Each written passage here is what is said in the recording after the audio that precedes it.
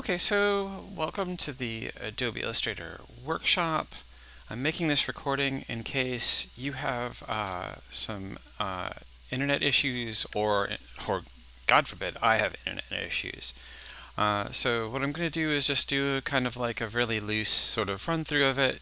It's probably not going to be very good, but what I'm hoping is that it actually serves to bridge the gap in case we can't communicate. So to start with, I'm going to start with the Adobe Creative Cloud application and talk a little bit about just a few things around here. One of the things that I like about the Creative Cloud application is that it gives you the option of updating, right? So I've updated Illustrator because I knew that I was doing this session today.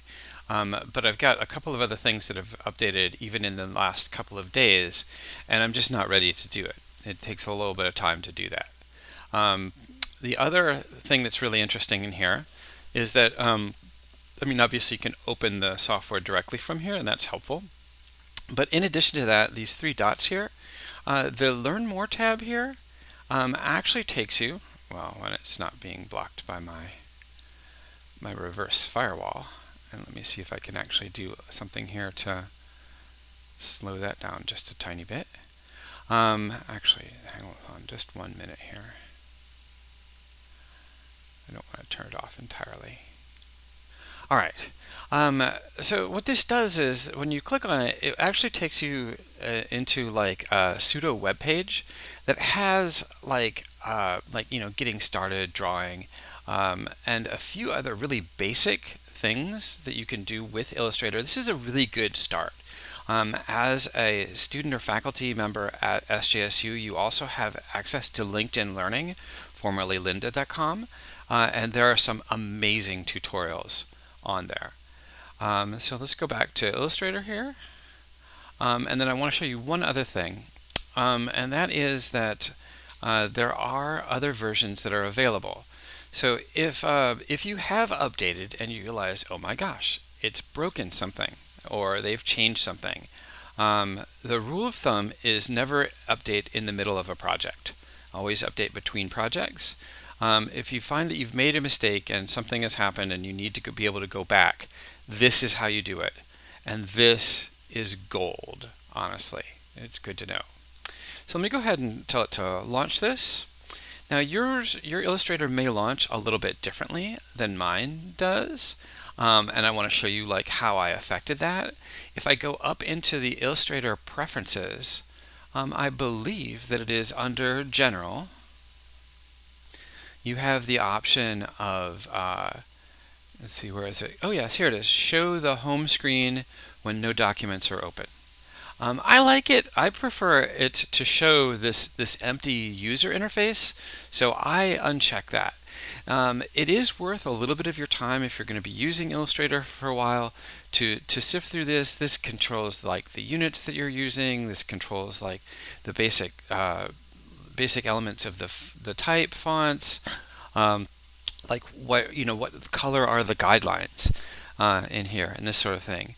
And whether and how smart guides end up being used. But this also lets you have some of the legacy controls as well. And I find that this is really useful. And if at some point in here you can like reset all of the preferences or reset all of the warnings. I'm not going to do that at this point in time. I may do that for the live workshop. Okay. So what I have over here is, and the link to that is here, so that you can like follow this at any point in time, and it should open up directly into my little cheat sheet here. This is a cheat sheet. This cheat sheet is for me, so that I make sure that I do the things that I want to do and talk about the things that I want to talk about. But it also is also meant to like sort of help you keep track of the things that we've covered. And the very last page is a reference page. Okay, so this very last page, there's some really cool stuff in here, and I'm going to actually look at a couple of these. Like, this is a resource that I made for using the pen tool. Let me see if I can do this here. And this ends up being a Google Doc. And what I did was I found that my students had a hard time sort of wrapping their head around the pen tool.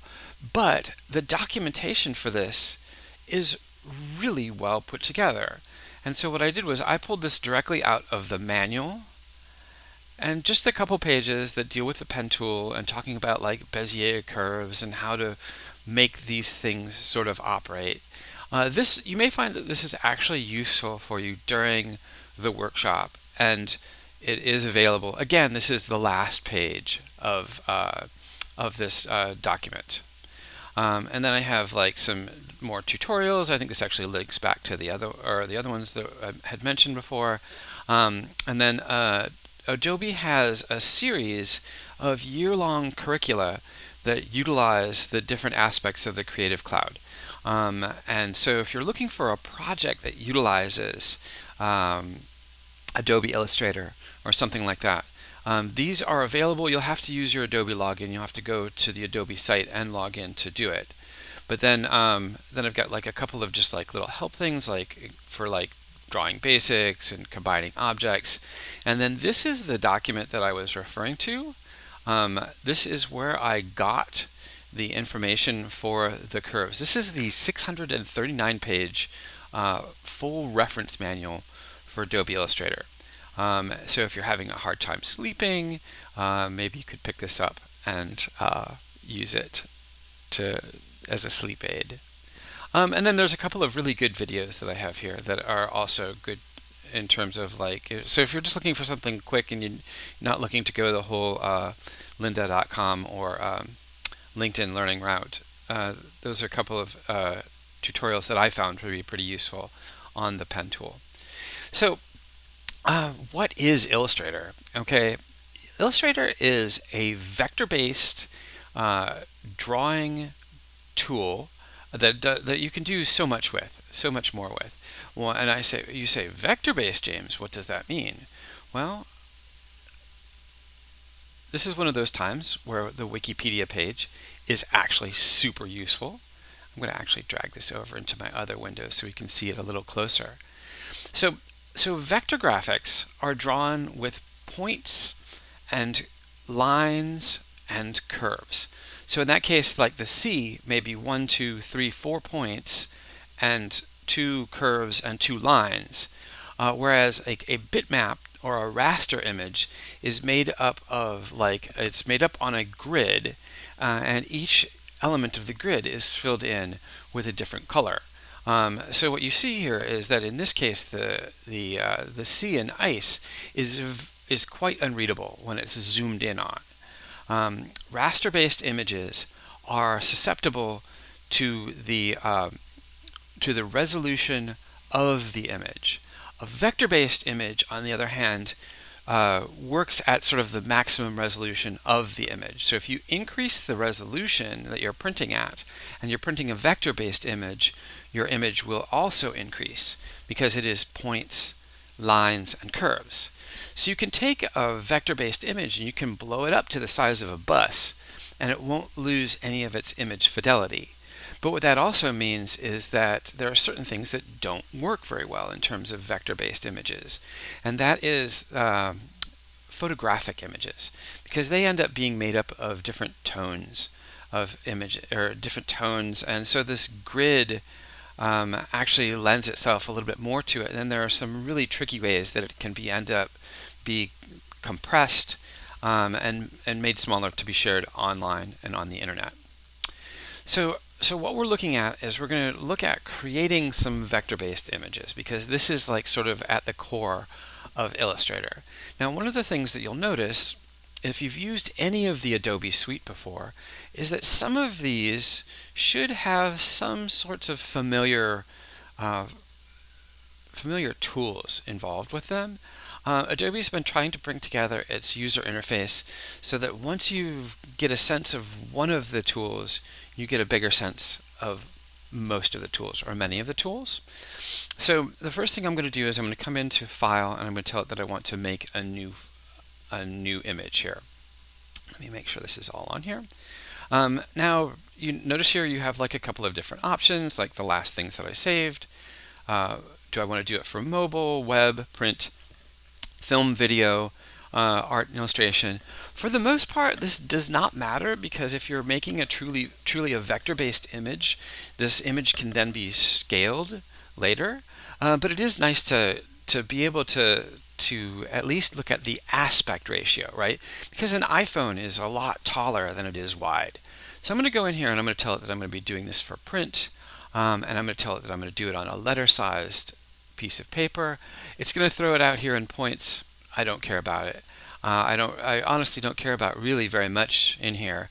But if you know that you're going to be doing a particular thing like an announcement or a postcard or something like that, these templates can actually be very helpful as well. So I'm going to go ahead and just tell it to go ahead and create this. And then what it does is it puts this document up in its sort of raw format. One of the things that I suggest that you consider doing is I like to save my document as soon as I create it. And the reason that I do this is so that I get that starting point. So this is going to be my demo.ai. And I'm going to put it on my desktop. And you don't have to worry about most of the information that comes up in here. It is possible to save in a few other formats. I would say don't even worry about that at this point in time. So let's go ahead and do this. And then what you have is the choice of the version. Now, if you know that you are saving this and maybe you're sending it to a printer or something like that, and they say, give us a particular format, maybe CS6 or something like that, then you should consider saving to one of the older formats or one of the legacy formats. But if you know that everybody is on the most recent version of Illustrator, then I would go ahead and use the most recent version. I like the idea of creating PDF compatible because what that does is that creates a preview for you, embedded ICC profiles and compression. For the most part, we don't have to worry about those. I believe that the compression that it's using is lossless, so it won't be throwing away any data. That's one of the issues that you have when you are looking at sort of an image, like a photographic image. Okay, so what we've done is we've went ahead and we've opened the page, and I went and created one for a paper. That's fine. I wanted to show you a little bit. I wanted to show you a couple of things. Like under Windows, here, what you'll see is that there are these different workspaces, right? You'll notice that I'm in Essentials Classic, but there's also Essentials. And what you'll notice is that the layout of what you can see, the layout of the tools that are visible to you, change when you change the workspace. So maybe you're going to look at the layout workspace, or maybe you're going to look at the painting workspace, right? And what this is doing is this is putting different tools and making different tools available for you. If you're like me and you have more than one monitor, you may want to create your own workspace. To do that, you would just come into New Workspace and you'd set up your tools, and then you would tell it to save that workspace. I'm not going to do that this time, but I'm going to go back to my Essentials Classic. This is the reason I go to this one is because it's familiar and I've used it for a long period of time. So, one of the things that you can do in here, you'll notice that you can click on a tool, you can take and you can drag it out. You can grab all kinds of different things, right? Maybe you're moving them around into different places. Maybe you're stacking them, making just really convenient sorts of things, right? But then what happens if you close something, right? What you want to be aware of is that most of these are considered windows, and most of them sit in this Windows tab. So that color menu that I closed is right here, right? And in fact, the menus that are sitting over here are also there. Maybe I'm looking for the brushes, right? Okay, and I don't know where that put that. Oh yeah, there it is. That's sitting over here. It's stacked, right? But if I just select it on this window, I can have it pop out, and then I can take and tear it and put it somewhere else. Now, what happens if I go and close these, right? Maybe I don't want to fetch them all again. But what you're going to want to know is that there is this option here which says Reset Essentials Classic, and this then will reset it back to the way that it was originally. Once you've set up and saved your own workspace, you can reset back to your own workspace as well. Okay, so let's see here. So I like essentials, and I like classic essentials at this point. Let's draw some things. I'm going to go ahead and make sure that I've got my tools set up for the default. One of the things that I want you to see here is that when I in my toolkit over here, in my toolbar over here, when I take and I put my mouse, my selection tool, over top of another tool, it comes up with the name of the tool and the keyboard shortcut. This is really important because as we start to use Illustrator more, or really any of the suite, we're going to start to want to use these keyboard shortcuts. So V is the keyboard shortcut for the selection tool, right? The text tool is T, right?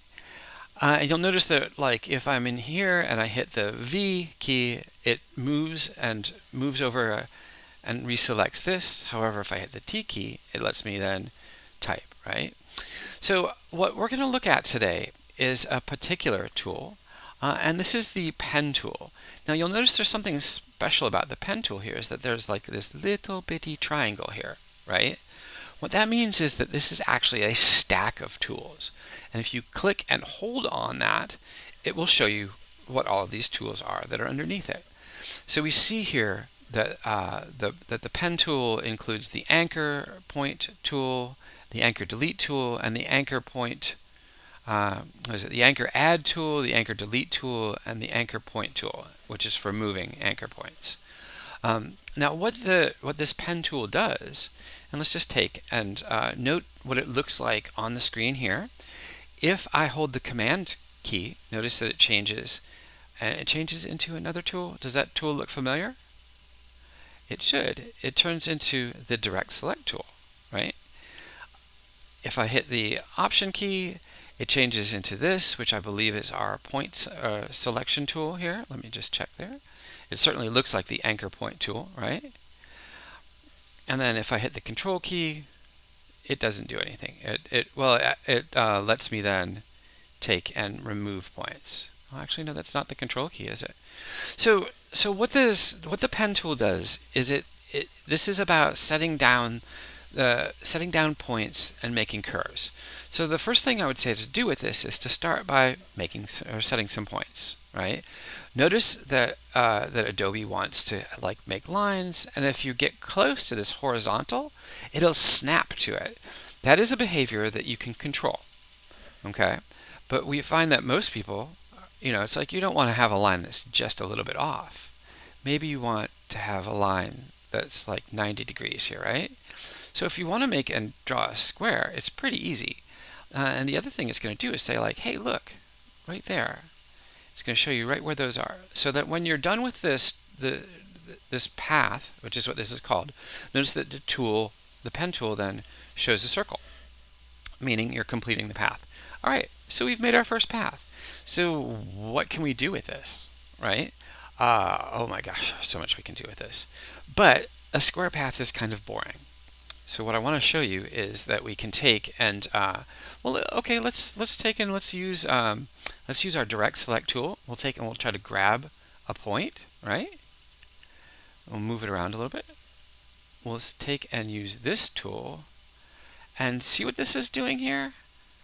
What this did was this pulled the handle out from this, and every point has a handle. It has two handles actually, right? And if you click on it again, you can actually separate the handles. What this does is this creates a formula then that draws this curve, all right? So this is where this tool gets interesting. This is where it gets powerful. What these are called Bezier curves, right?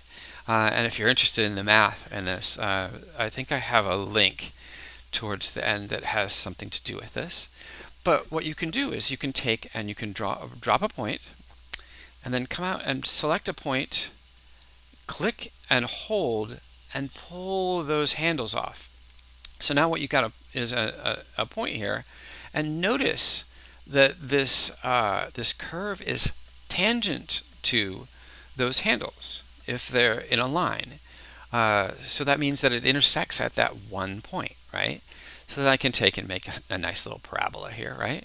And then if I want to just make that into that form like that, Uh, this is terrific, right? Uh, Now, what you want to do is get used to controlling these points and curves, because the amount of data that is represented in this point and this curve to this point to this curve to this point is extremely small, right? In addition to that, anything that we do with this, we can then scale up immensely, right? Okay, so let's take and let's create a new form here. I'm going to go ahead and save this. So you can do Command or Control S, depending on whether you're in Mac or Windows, or you can come up and use the menu here. And again, I highly recommend that you use the keyboard shortcuts. I'm going to tell it to create a new one, a new file. I'm going to do the same thing as before, end up with a new file. I'm going to call this file, let me see if I'm ready to do this on my tool or on my selection here. Looks like I've got a couple of other things in here. I might skip those for now. I think what I'm going to do is I'm going to come down to this demo. And again, this video is meant to be a supplement to the workshop, so it's not meant to cover everything. Oh, looks like I made it twice there. I'm just like over eager. Let me go ahead and save this as demo2.ai. AI is Adobe Illustrator. It's not artificial intelligence yet. So there we go. And then what I want to make sure too is that I know where I'm saving it. I know that Adobe is really pushing saving things in their cloud. I prefer to have things on my hard drive because most of the time the things I'm working with are just drafts. And once the cloud fills up, they of course want you to pay money. It's like I can't blame them for wanting to make cash. All right, so looking at this, what I want to do is I want to take a simple object. And I've got like a link for an object. You could just Google like a light bulb or something like that as well. Or you could just go into this document, which is linked. Oh, I don't have it on this page. It's linked right here. Wait, it's linked right here. So you can retype this and then come into this document. I'm going to go ahead and tell it to download the file. Maybe I'll just drag it to my desktop, so that it's sitting there and it's handy. Yeah. And then let's see here. Do I have to go back? Yeah. And then what I want to do is to show you there's this if you follow this link, it has a very detailed description from the manual that talks about like the basic setup and basic use of the pen tool. There are some very rudimentary sorts of like examples on like how to use it, and of course my scrolling is really slow here, but it explains to you a little bit about like the way that the Bezier curves work, and then how to get different shapes from them, and what you can do if you want a particular type of curve, and getting previews out of them. And then there's like the sort of enabling these sorts of rubber band curvatures. But there's another thing in here too. There is a little game that you can play that will help you like understand the way that the Bezier curves work. And I will come back to this a little bit later. What I want to do first is though I want to get this image. So what I'm going to do is I'm going to try to load it into Adobe Illustrator. So I'm going to come into File, and then I'm going to do, well, let's see here. Now there's a couple of things that I've done in the past. I'm going to try placing it. It's always not a good idea to just do this like sort of on the spur of the moment, but I'm feeling very positive here.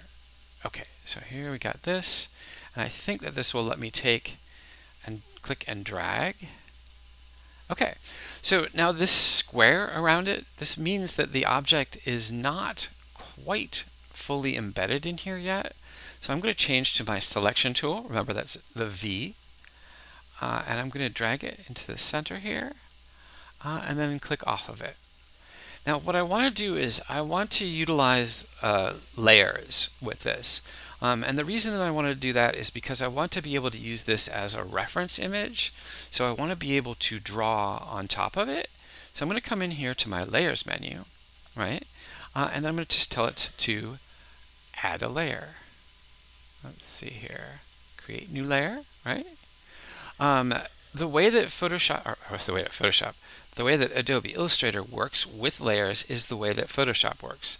If a layer is on top of something, you will see what it is included in the layer on top of the other one. Now notice that this red here, what that is indicating is a certain aspect of it, and I forget what it is. I think it has something to do with it might be the guides or the or even like the paths. So we're going to see what that looks like. So what I'm going to do is I'm going to lock this layer with the light bulb so that I don't accidentally draw on it, right? And then I'm going to make sure that I've got this other layer that I'm going to be working in selected. Okay? So then what I want to do is find my pen tool, and I usually start at the edge of a curve because remember this point is going to be a tangent point, right? So I'm just going to click it, and then I'm going to come and I'm going to find a place where the curve changes direction, and I'm going to click and drag, and look at the color of my path is red, and that's what that marker is showing. Now, one of the things that I want to be aware of is that I don't have the handle on this. This isn't active, so this curve is not very good yet. Now, also notice that this is filled with something, and since I don't want it to fill in to cover this object, I'm going to come in here and I'm going to select my fill and tell it to turn it off. Now it's just drawing the lines. Okay? So then I'm going to come back in here and find the place where this curve changes direction, and I'm going to put another point and just keep going. At some point in time, I'm going to realize, and I'm not going to worry too much about this, okay? I'm going to realize that there's like a lot of detail in here. I'm probably going to want to zoom in on this, right? Well, let's do that then. So when we get into our zoom tool, we come in, and now this is something I'm not sure of. Will this let us continue the path? Maybe? Yeah. And what I'm trying to do is to get the shape of this, right? And once I think I've got this, I'm going to hold the space key, and notice that my cursor changes to a hand. What that means is that's going to let me then move the image so that I don't have to zoom in and zoom out constantly.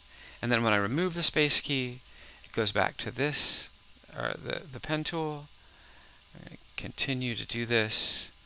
This is a little clunky. It's okay. I just want to get it kind of like very roughly in. Depending on what I'm going to do with this, I'll come in and spend more time with it. But I just want to get this whole thing completed. That solid line is going to drive me crazy. Again, holding the space bar, looking for the places where the curve changes direction, and just kind of going with it.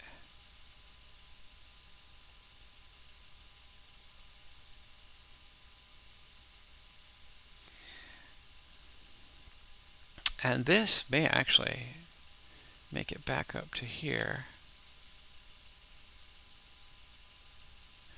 Okay, so one of the things you'll notice here is that I need to get the handle that's going out in the other direction here. So what I can do is I can select my anchor point tool and try to grab it here. There, see what it did was it actually brought them both together. And then I can actually modify them even separately here. I think it's maybe time to zoom back out. So if you double click on the hand tool, it will zoom out so that you can see the entire picture. If you double click on the zoom tool, it will zoom in to 100% view. And I guess you can't quite see that because it's just off the screen. It will zoom in so that you're seeing 100% of the image. At this point, I want to be able to see the whole, and not 100%. That's 100% at the pixel resolution. Okay, I think that I've got a good starting point here, and what I would do then is continue to refine this.